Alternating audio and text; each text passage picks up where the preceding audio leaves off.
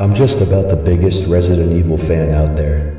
Ever since 1996 when the series debuted, I've been purchasing every game that comes out and have even hosted my own Resident Evil fan page. I've had an overall enjoyable experience with this franchise over the years, but there was a time I experienced something that still keeps me up at night. It was way back in 2002, when the hype was through the roof for the first remaster of the franchise. I would always ask the Game Exchange store if they had received any early copies every other week before the release.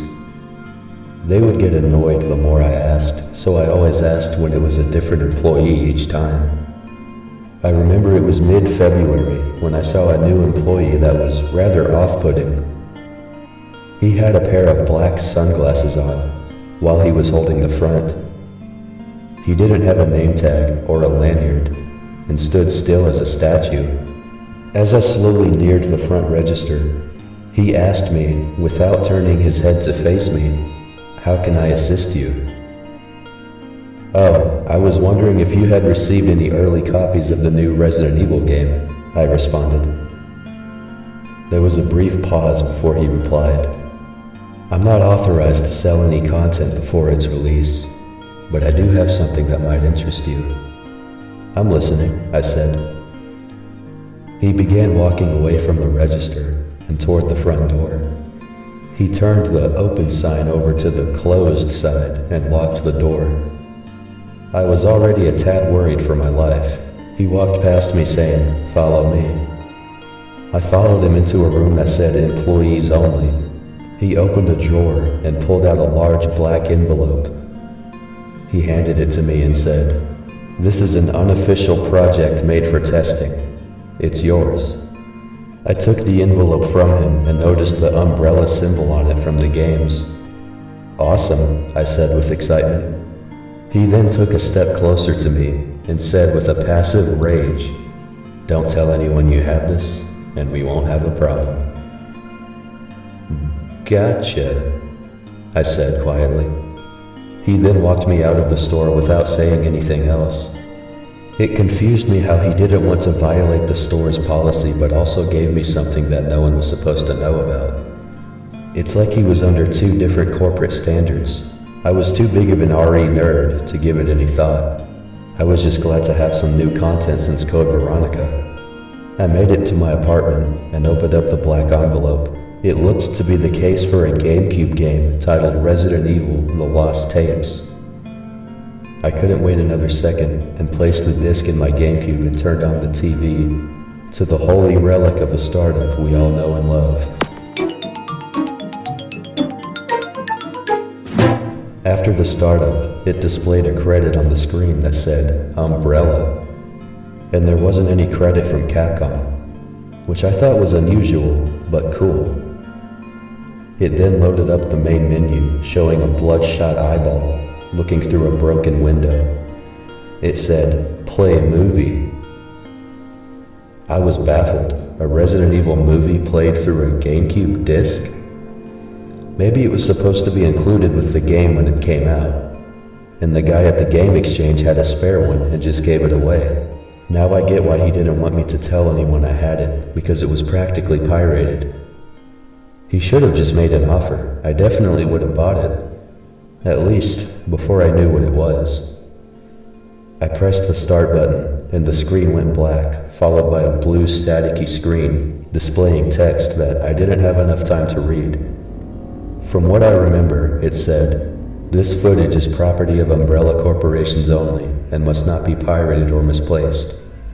The screen cut to footage from a security camera that showed the front entrance of a large house from the outside. Within a few seconds, a car rolled up, and a man in a suit stepped out. The man approached the front door and knocked with the handle. There wasn't a response. He knocked a second time, and the door opened without anyone behind them, as if they opened by themselves.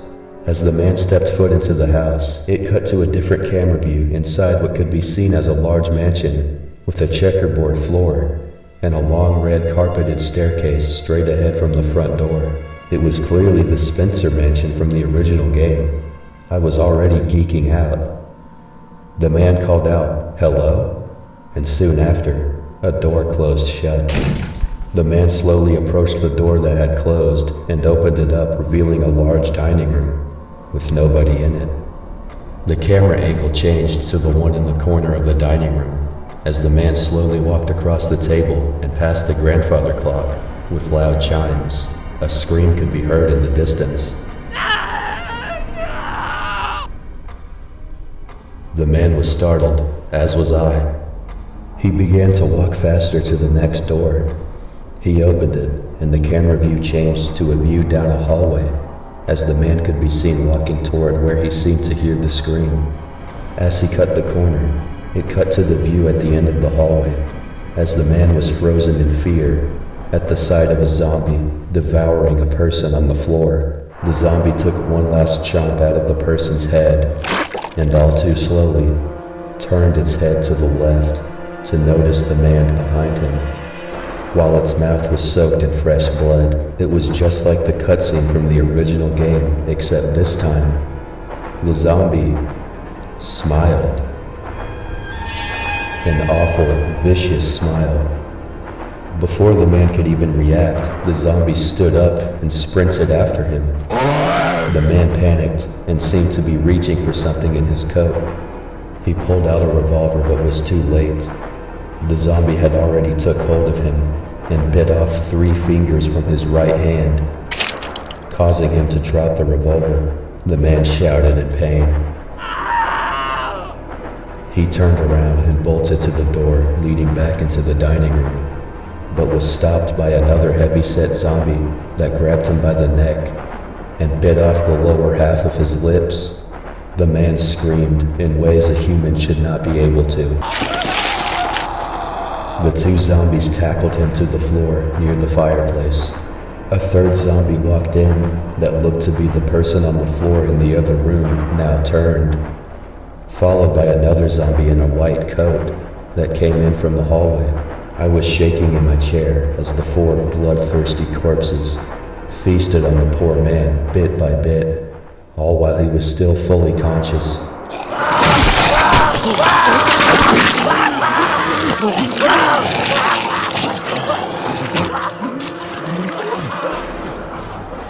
One biting into the back of his leg, one ripping his arm backwards and feasting on the stuck-out bone, another chopping his nose clean off, and then biting his right eye out of its socket, while the other bit into the back of his neck before gnawing on his ear. The god-awful groans of hunger from the starving zombies as they tore him apart. The horrible primal screams of the dying man. I couldn't believe the developers would direct something like this, with such low-budget camera work combined with the most real-looking gore I have ever seen. It cut to the camera showing the dining room entrance from the foyer. A young woman in a black dress ran into the room and gasped at the horrendous sight of the man being devoured. All 4 of the zombies stopped eating and stood up to smile at her menacingly. She ran the other way as they sprinted after her. She tried to run outside through the front doors, but they slammed shut from the outside. Even when she tried the handles, the doors would not open, and the zombies were getting closer. She quickly ran past them and up the stairs in the foyer. She opened the first door she saw at the top of the steps. She closed the door just in time before they could reach her. She was now in an outside courtyard area where many gravestones could be seen. She looked up in the corner and seemed to notice there was a camera. I wondered why an actor would look directly into a camera. I thought perhaps it was a found footage horror film, much like the Blair Witch Project. She turned around and walked down the steps. It cut to another camera view as the woman neared the tombstones. There was a larger tombstone that had a long staircase in front of it, leading underground to an unknown area. The woman peered down the steps and froze to the sound of heavy, raspy breathing. She walked back up and quietly proceeded down a path leading to a cabin in the distance. She froze again to the sound of an ominous groan in the distance. A zombie that looked like it had just got out of the grave appeared from behind a tombstone and crawled towards the woman as its lower half was severed. She quickly ran down the path and approached the cabin. The camera cut to a view closer to the cabin as she approached the front door. In a quick second, the door broke down, and out came a large, hideous female creature with a sack over its head and chains around its hands. The creature shrieked as it charged after the woman. It cut to the view of the path as the woman ran for her life, but the creature was faster. It caught up to her and grabbed her by the head with its bound hands. The woman let out a fatal scream as the creature squeezed her head until her skull cracked open, causing blood to leak from her eyes, nose, and ears. She dropped to the ground, screaming and sobbing, as the large, rugged creature stepped back until it faded into the dark distance. The woman's cries attracted the undead nearby. An entire horde of zombies emerged from behind the trees in all directions.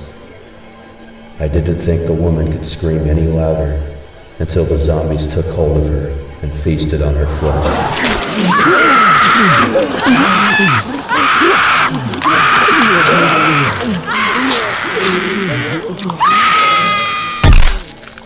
I could see two of them rip her leg off and one biting out her tongue. I was getting close to turning it off. The camera cut back to the view outside the mansion. This time a police car rolled up and an officer stepped out. The doors were already wide open as he approached the entrance. He walked into the foyer and called out, "Hello?" The second he did, the front door slammed shut behind him. He took out his pistol as he was startled. He seemed to be drawn to a noise coming from the dining room to the left. The door was already cracked open. The officer opened the door and slowly walked to the other side of the table near the fireplace. It cut to the view near the fireplace as a large zombified black dog was eating the remains of the man from before who was killed in the dining room by the 4 zombies. The officer shouted, "Holy shit!" The dog stopped eating and immediately growled at the officer. The dog ran towards him but was shot down by the officer. The officer approached the man's supposed corpse and kneeled down to examine him. The officer jumped, and I jumped too, when the man on the floor woke up and began screaming horrifically. The officer stepped back with his gun pointed at him while shouting, "Stay back!" The man lunged after the officer and forced the barrel of the gun into his mouth. The officer cried out, "No, stop!" before the man pushed the officer's finger back, pulling the trigger. "Fuck!" the officer shouted as the man collapsed on the floor with an open head. A scream could be heard in the distance. The officer turned around and ran back into the foyer. The scream was heard again. He ran up the steps and out the door to the courtyard. He walked down the path to the cabin to see the remains of the woman being picked at by hungry crows. There was nothing left of her but her bloody rib cage. "Jesus Christ," said the officer. He was then drawn to the sound of the heavy breathing coming from the underground of the large grave. He walked down the stairs with his weapon ready. The camera cut to the view of the underground, which had a large furnace with the sounds of gears spinning all around. There was a standing casket that was chained shut at the end of the room. The casket was enormous, at least 8 feet tall. The officer approached the casket and took hold of the lock on the chains. He turned around and was going to walk back up the steps, but there was a platform above the stairs that closed, trapping the officer in the tomb. He panicked and called out loudly, Hey, let me out of here. He grabbed his radio. I need backup immediately. I'm in trouble. I'm at the Spencer Mansion in the Arclay Mountains. Send every unit available ASAP. Does anybody copy?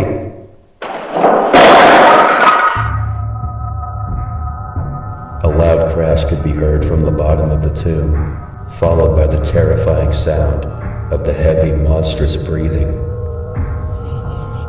The officer slowly walked down the steps and screamed, "What the fuck is that?" The camera view was still at the top of the steps, so the bottom couldn't be seen.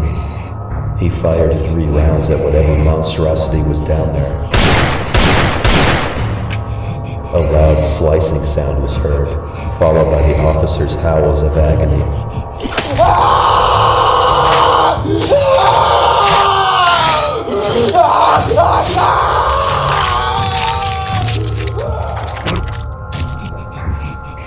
Then it all stopped. All that could be heard was the breathing. After about a minute, the head of a foul monster with jagged teeth and spikes all over its skin peered up the steps and was glaring directly into the camera with its awful red eyes. The monster smiled viciously with its blood-soaked mouth. The screen then cut to static and returned to the main menu of the lost tapes.